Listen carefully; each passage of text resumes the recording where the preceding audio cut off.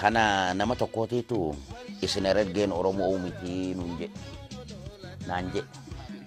akkami jennaan Arabaa fi Soomaalii isin keessa guutuu je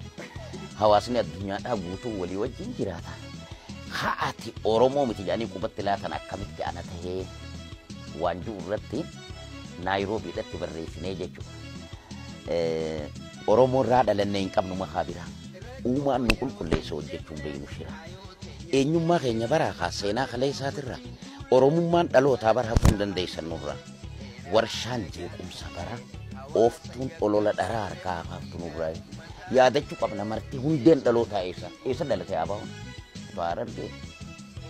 tusii Harargeedhaa tajilba naman dho'isine keessatti abaa'uun dhalatee hamma yoonaa ga'ee jechuudha. Kuni riibaan danqaraan jiraatee riibaa yookaan bosontu jiraateeti onnee ilmaan Oromoo Harargeetiif bosona golga isaanii ta'e achi dhalate hamma nagee abaa'uun eenyuun bu'uureeffame hojaa seenaa wal saamuun gaariidhaa miti hedduu bokkota abaluutitu ebaluu caala sabuma tokko keessaa argamanii dhaaba kanaatiitu kana caala jechuun irra guddaan qaawni isiin nu seenteen qaawa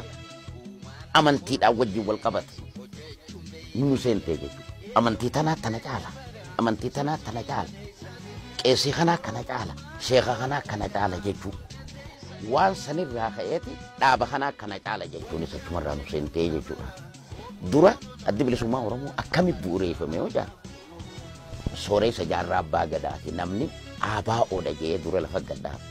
elemoo qilxuu dura namni xiyyitii kiyyoon humna kiyyoonfattuu Habashaatti irratti dhukaasee akka xiyyitiin Oromoon dho'itu rasaasni Oromoon dho'itu humna kiyyoonfattuu Habashaa ajjeesu namni garsiise elemoo qilxuutii fi Aammataa jiru harka tokkoon ogbarruu irratti bobbaanee garri tokko immoo ogbarruu irraa if booda hafuudhaan seenaa warra ogbarruu dhiisee barreessuu dhiisee taa'uusan dhaaluun